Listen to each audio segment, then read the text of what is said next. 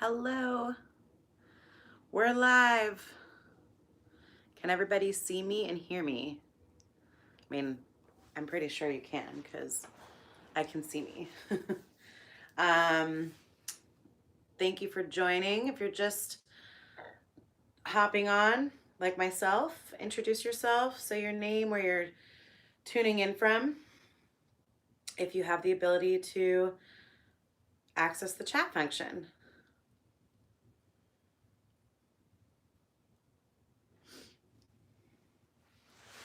We'll get started in 4 minutes. Hey, Robin, welcome back from the DMV.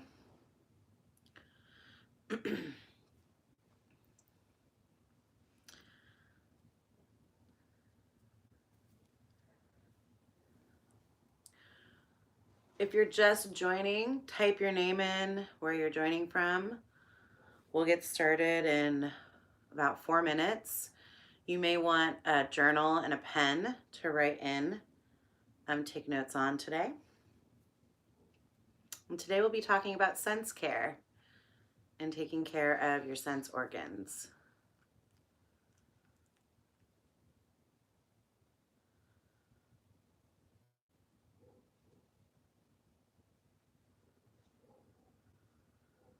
Been boiling water every day now. Robin, how is it making you feel? Has it been a game changer? Tell me.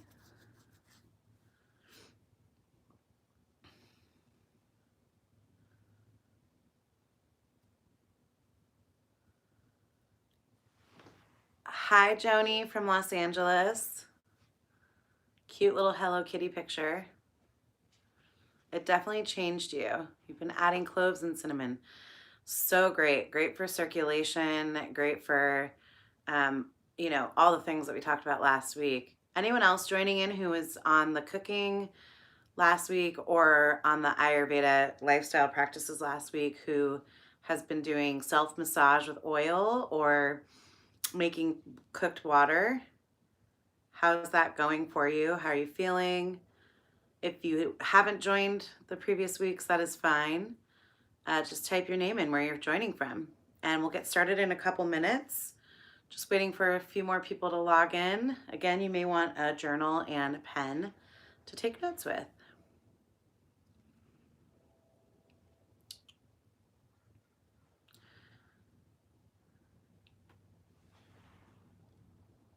Yeah, we do have time, Anthony. Hey, what's up? And Anthony Chavez is joining us from VOC. He'll be our moderator today, my pal on the yoga team. He'll do his best to type things in. Anthony, why don't you ask the question about oil pulling now? We'll get started in about a minute or so. What is the benefit of oil pulling? So for those of you who don't know, oil pulling, it's when you put oil in your mouth and you swish it around. And you swish it anywhere between 5 minutes to 20 minutes in your mouth. And the thing is, when you swish it, you want to make sure you spit it out into the trash, not into your sink. So, Anthony, the benefit of oil pulling is it strengthens your teeth, your gums. It helps to literally pull toxins out of your mouth and into the oil. So it's great for mouth health and clearing from bacteria. Hey, Gina from Berkeley, welcome back. So that's why it's also important to spit it out in the trash. How often and when? Usually I do oil pulling first thing in the morning after I've brushed my teeth and scraped my tongue. And we'll actually talk a little bit more about this today because we're talking about sense care today. So this is a great time to launch into our topic. So today, friends, Ayurvedic Lifestyle Practices, we'll talk about senses and sense care. Yeah, of course, Anthony. Anthony will be moderating today, so he'll do his best to type things in and, main points and takeaways. I do recommend having a journal and a pen to write with. So I want to break down all of our sense organs, and then I thought this would be a good time to talk about sense care because, as you know, the quote disease, COVID-19, dare I say its name, um, enters in through two of our sense organs, um, and so it also impacts. I've seen there's been research shown that like it can impact your senses. Like you lose taste, you lose smell, things like that. So I thought it would be good for us to go over the sense organs and how we can take care of them to better protect our systems and continue to build immunity. The other thing is, you know, as I've deepened my studies in Ayurveda, there is a saying called asat asat artha samyoga, which means improper utilization of the sense organs. So that is the first. There are three causes of disease, but that is one of the first main causes is improper use of our sense organs. So it's really important that we take care of the the organs that we use to sense things. Um, so I'm going to do a little breakdown of a little bit of philosophy behind how these organs were created. So we have 5 sensory organs or faculties: your ears, skin, eyes, tongue, and nose. And then we have 5 motor organs or faculties: vocal cords, hands, feet, genital urinary system, and anus. And then we have 5 objects of sensory perception or the root energies: sound, touch, form, taste, and odor, and the 5 elements. So let me explain how these are related because they do go together and they're built off of the elements. So the first element, friends, is ether. Ether is like space. Um, and a little fun fact, actually, before I even go into the sense organs, not fun fact, but one belief is the way the 5 elements were created is that ether started and that the friction of ether created air, and that the friction of air and ether started to create heat and build fire. And then the fire began to, the friction of all 3 of those elements began to liquefy and turn into water. And then water, fire, ether, and air, after it liquefied, it became solid and turned into earth. So that's how the 5 elements were created. So the first element we have is ether. And the sense organ, so the organ that senses, related to ether, the input organ, are your ears for hearing. The motor organ would be your vocal cords, your tongue for speaking. That's how sound comes out. And then the root energy would be sound. It travels through space. So we have the input, the output, and then the actual root energy that belongs to that element. Ether, input is ears. The output are your vocal cords or your tongue. And then it travels through sound. So sound is the root energy, goes into the ears. Then we have air. And air is, the sense organ is skin. That's the input, skin, touching. Your motor organ for air, for skin, would be hands for grasping. That's how we touch our skin, hands. And the root energy is touch. Both ether and air are related to Vata dosha. So any sort of imbalance of Vata can also be supported by treating your skin or your ears. or even the 5 motor organs, so the vocal cords or the hands. Okay, then we have fire, and your eyes are the sense organ for fire.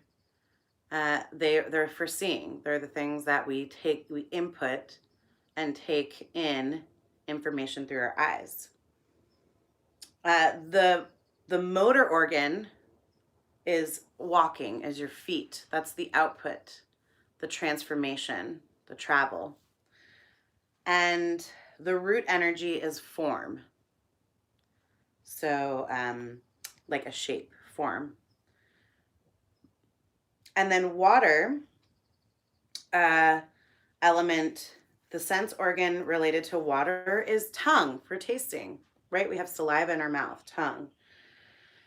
The motor organ are the urinogenitals for procreation. Some texts say like the 2 tongues, which I think is funny. And then, excuse me, the root energy is taste. Obviously, we're tasting. And then both fire and water are part of Pitta dosha. So any disorders or imbalances of Pitta can be treated through eyes and tongue and mouth. I'll unpack that a little bit more. Then, and also, water is associated with earth as well, with kapha. So the tongue can also be related to kapha disorders. Hence, taste and how we change what we're eating seasonally to balance our kapha, our body. The last one, sense, is related to earth, which is the nose. It's for smelling. So think about what's related to that as the motor organ would be anus.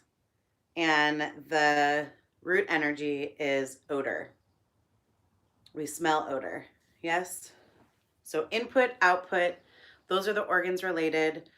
And so what we'll talk about today is caring for the sense organs, the ones that literally live pretty much on our face. Last week we did talk about abhyanga and self-massage with oils. So we've already kind of got the skin taken care of. There will be a couple things I'll add in today.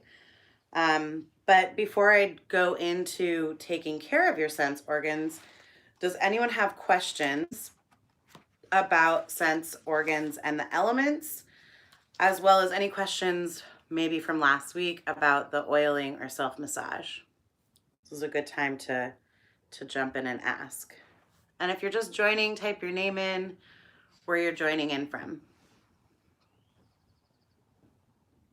I'll pause for a moment just for questions or typing in the chat function. I will review the contraindications for, hey Ash. Robin, do you mean the contraindications for abhyanga, for self-massage? Hey Alexia from San Francisco. Okay, yes, I'll review that again when we talk about skin.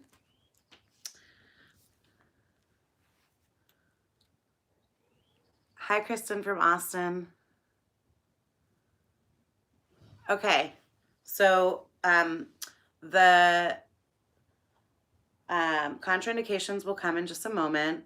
Any other questions or even shares, ahasanas from this last week of exploration through oiling, self-massage, and cooked water that we explored last week? Robin shared at the beginning that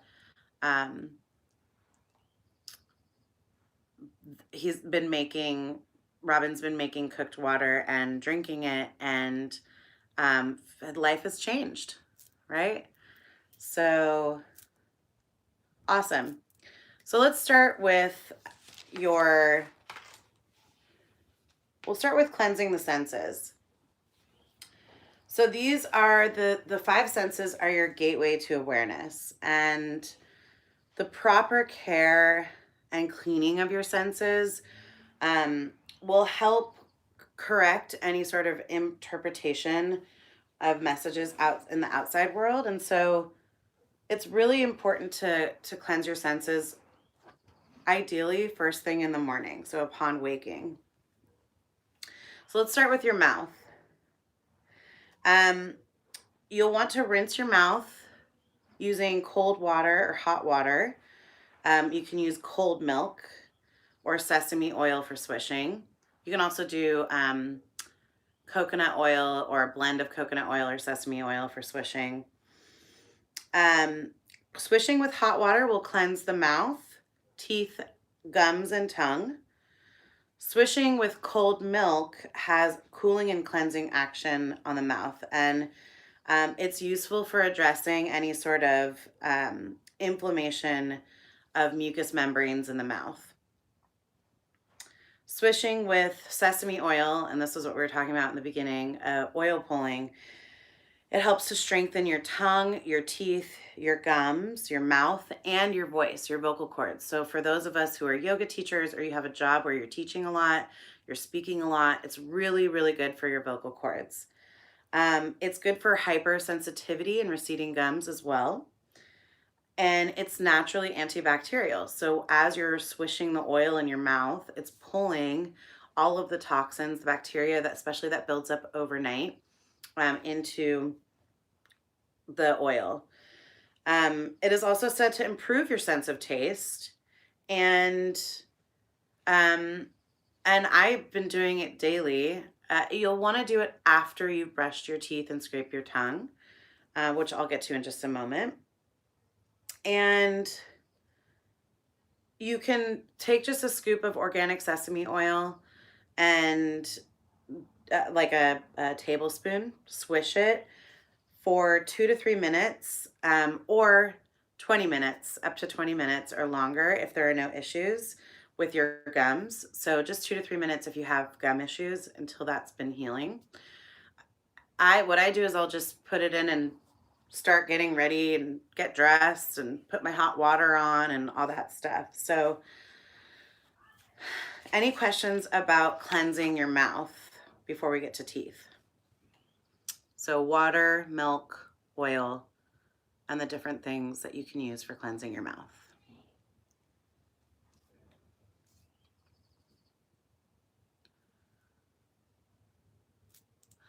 And take your pen or type into the chat function, what is one new? Gina, yeah, it can be 2 to 3 minutes with milk as well. Any sort of swishing, 2 to 3 minutes. Take your pen and write one new thing you're going to try with cleansing your mouth. So maybe it's the water, maybe it's oil pulling, maybe it's trying the milk.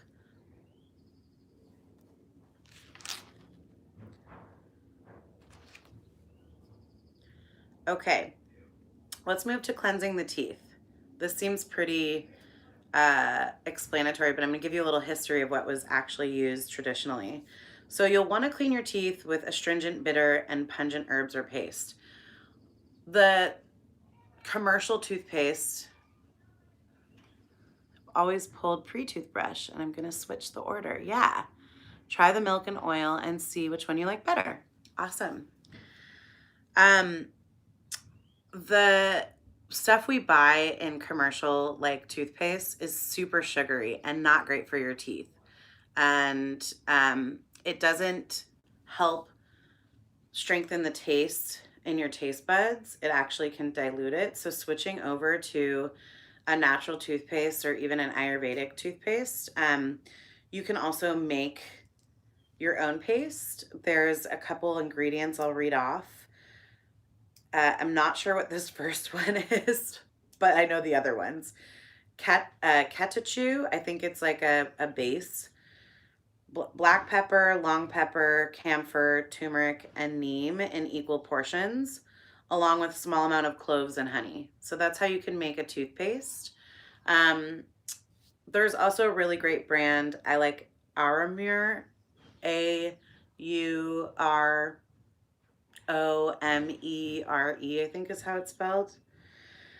But traditionally, Ayurvedic toothbrushes were made from freshly broken twigs, such as neem. or licorice, and they were splayed at the ends. The twigs actually contained an antiseptic quality due to their natural bitterness and astringency and freshness. So the taste of bitter is really good because it helps to clean off the gunk on your teeth. Again, if you're using a store-bought toothpaste, look for one with neem. It's known for its anti-inflammatory and antibacterial properties, and you can get that from any health food store or online shopping if that's what you're doing these days. So, any questions about cleansing teeth? Obviously, flossing is important, and I'm sure they used twigs back in the day to, get in between the teeth as well.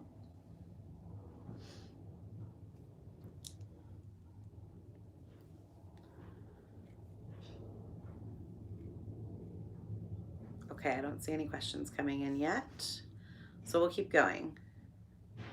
And I'll pause if a question comes in. So cleansing the tongue. So tongue scraping is really fun. I do it every day. I'll go over the technique in just a moment. It not only cleanses your tongue, but it also it stimulates the digestive tract. Your tongue is a long muscle. Yeah, it's so great. I feel so clean after I use it. It improves your digestive strength. Using a stainless steel or copper tongue scraper is best. The metal is already antibacterial and microbial, so that's preferred instead of using like a plastic tongue scraper. I know there are some toothbrushes that have it like on the end. So investing in a good tongue scraper is going to be great. I've ordered them off Amazon for like $5. I love the copper one because that is the most antibacterial metal. But if you have a copper allergy, obviously don't use the copper one. You'll want to scrape from the back of your tongue forward 4 to 5 times. And you want to rinse in between each scrape that you do. So you're literally, think about it, you're scraping off what I call food poop, like undigested food after you've slept throughout the night. It coats on your tongue. And you'll rinse your mouth out with cold water after you've scraped your tongue. Your tongue is that's our sense organ. That's our taste organ. It's one of the main bodily indicators that we use. Food poop, yeah. It's one of the main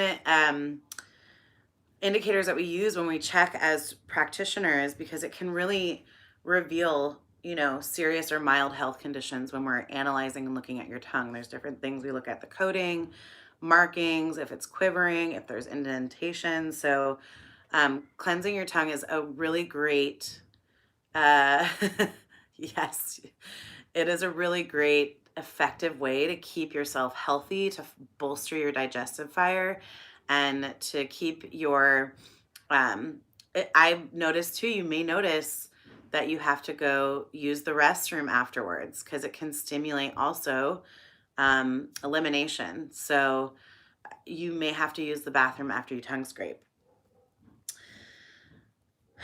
Any questions about tongue scraping or food poop on your tongue and why you use a tongue scraper?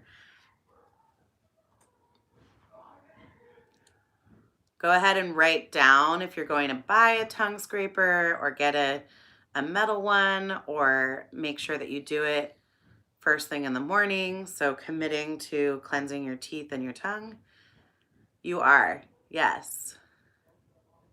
You have one. Love it. Great. Thanks, Robin. Oh, okay. Thank you, Anthony. Checking it out now. Awesome. Okay. Let's talk about your nasal passages. So cleansing your nasal passages maintains clarity of the sense organs and prevents organs of sight and smell from becoming impaired. So it safeguards also against premature balding and graying of the hair, and encourages abundant growth of hair. So yeah, it is different. So you don't actually have to clean the copper tongue scraper or the metal one because they're already antibacterial. Literally just rinse it off, and you don't need to use soap or anything like that. And Kristen, yeah, the metal one, you might like the sensation of the metal one working better. So it's okay to use either stainless steel or copper.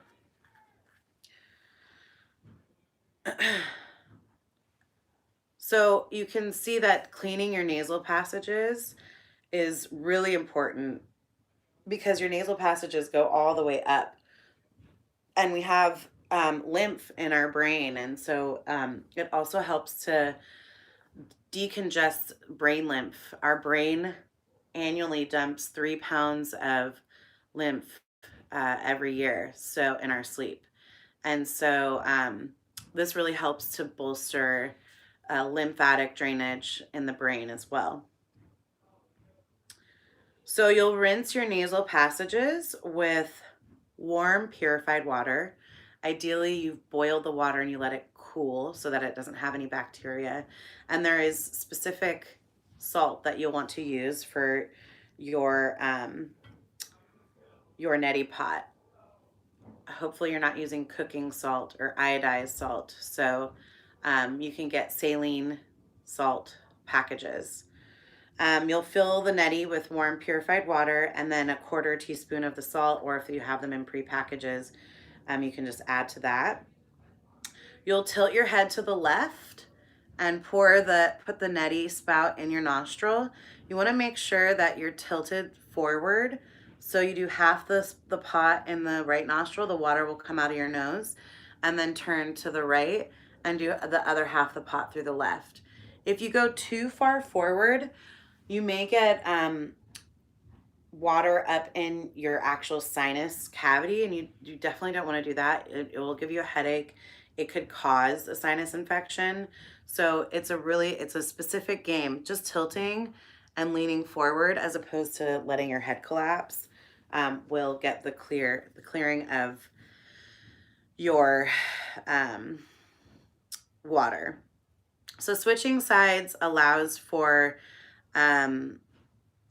the water to just make sure that it clears both sides of your nostrils. And then after about 15 to 45 minutes after doing neti is when you can actually use what we call nausea oil.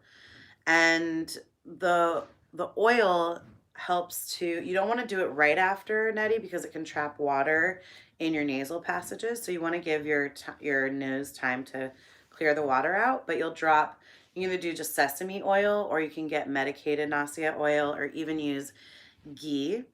And you can do 2 to 3 drops of oil in each nostril. So you just put your head back, drop the oil in, snort it, and then you can take your pinkies and kind of coat it around your nose. So the nausea oil also helps to decongest the lymph in the brain. It helps to coat your nasal passages from, especially if you get seasonal allergies, it's a great preventative practice. You can do nausea oiling midday for any pitta imbalances, and at night for any vata imbalances. And in the summer time when it gets hot, you should do nausea more at night as opposed to during the day. And you can do it in the morning as well. A couple contraindications for neti and nausea are active sinus infection or head cold, an ear infection, recent ear surgery including tubes, nosebleeds, or a deviated septum.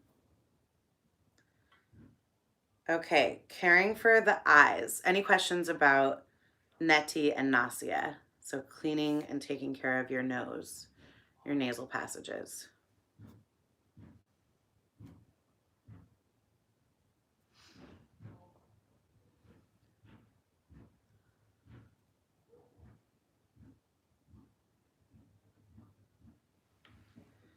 Yes. Have I heard soaking your eyes in ghee? Yes, I have heard of it, and I'll tell you about it in a moment. Let's see. So, contraindications for neti and nausea are active sinus infection or head cold, ear infection, recent ear surgery, including tubes, nosebleeds, or deviated septum. Okay, let's talk about caring for your eyes. So, your eyes can be cleansed daily by rinsing them with fresh water or rose water. Rose, you can literally spray it. You're welcome. Spray it directly in your eye.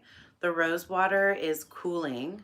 I love rose water and I use it every day. I take it with me, especially when we've been staring at all these screens. This is one of the most important things to do to take care of your eyes. Like open your eyes and spray it directly in.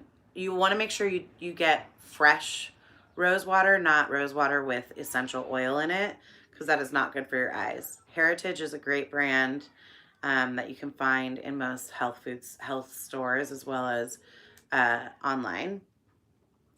Take in positive impressions in your eyes. So stargazing or moon gazing is so great. The moon is cooling, the stars are cooling, so that can be really great impressions for your eyes. Be in nature, so just looking out at nature, especially if you've been staring at your screen all day, just going to get some fresh air and sitting outside, gazing at plants. Green is a neutralizer after looking at the screen. Staring at something beautiful, and even being mindful of, like, when you're watching things on TV, what type of imprints are you taking into your eyes? What's going to be positive and nourishing for you? The ghee, there is a treatment, Anthony, that when your eyes, if you have, there's different types of ailments of the eyes. Yeah. Staring at your wife and kids is beauty. That when you put ghee in, ghee is cooling. So if you have any sort of like pink eye or things like that, you can put ghee directly on the eyes and just drop them in. The other thing that if anyone has any problems with like they can't produce tears, there's a meditation therapy where you can stare at a candle until a tear comes out, and that will help induce tears and help rebuild that structure. Okay, I'm gonna go into ears since we have 2 minutes.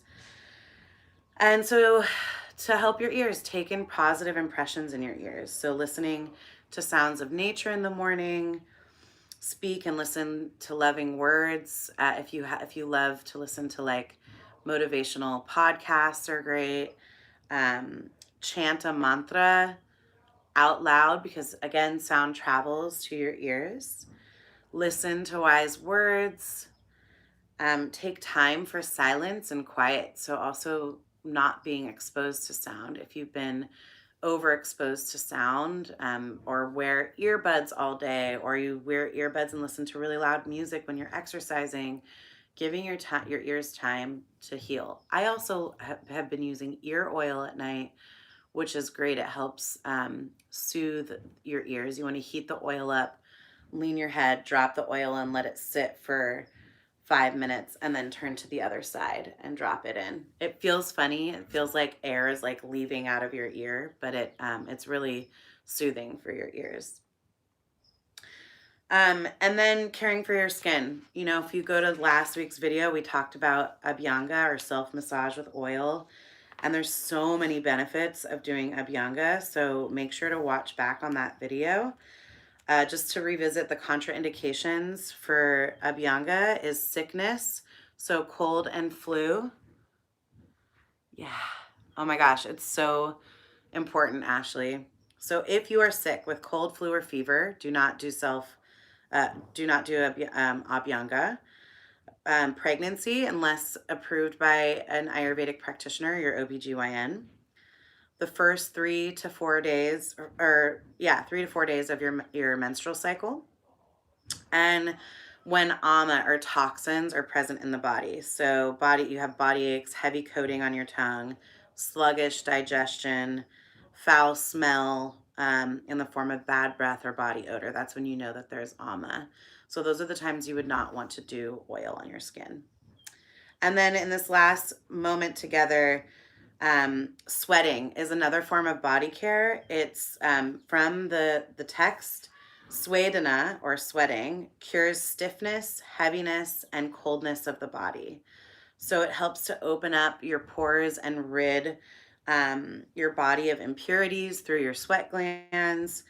It helps liquefy the sticky and adherent doshas that are at fault. It can also, exercise can also help produce sweating, and same with taking a hot shower. You do want to take precautions with doing too much sweating if you're pregnant, you have uncontrolled blood pressure, you have excess pitta, MS, or skin rashes or inflammations, because it can aggravate that. And then friends, lastly, daily shower or bath and trimming of your hair and nails. So keeping everything clean and tidy. This is important for taking care of all of your senses and your body. That is all the time we have for today. I'll leave the chat function open for a couple minutes, but I would love for you to just type in what's a new practice you're going to commit to, or maybe 2 new practices, or maybe all of them, but what you're going to commit to this week. And I'll be back tomorrow. Tomorrow we'll talk about why ghee is so revered in Ayurveda, and I'll show you how to cook it and make it from home. So you'll need butter to start with. Butter, and if you can get a cheesecloth, that would be helpful, but not necessary. You might just use like a fine sieve too. Sesame oil is fine, yeah. And then just make sure it's warm when you put it in. And the only thing that you want to be mindful of with the ears is that you don't put warm oil in your ear. And awesome, Joni, that you don't go outside into the cold afterwards. Yay, we're gonna make some ghee. So yeah, I'll be back at 2 tomorrow, making ghee, mouth rinsing, and neti pot. Awesome. Thanks, Ash. I hope you all have a beautiful rest of your Wednesday. Continue to share in the chat function. I'll leave it open for another minute or 2. And I hope today was helpful, going over your senses and sense care. And if there's any other request, you'll add oil pulling. I think my thought is to break down each dosha. So next week we'll talk about vata and vata imbalances and how to manage vata, and then we'll move through each one each week. You're so welcome, Ash. Good to see you.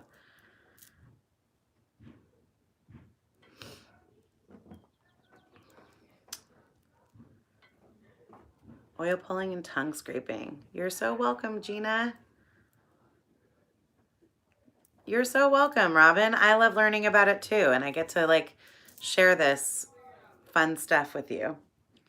It fills my cup. All right, friends, have a beautiful rest of your day. Go gaze at something beautiful, stare in nature, take care of your senses, and I'll see you back next week.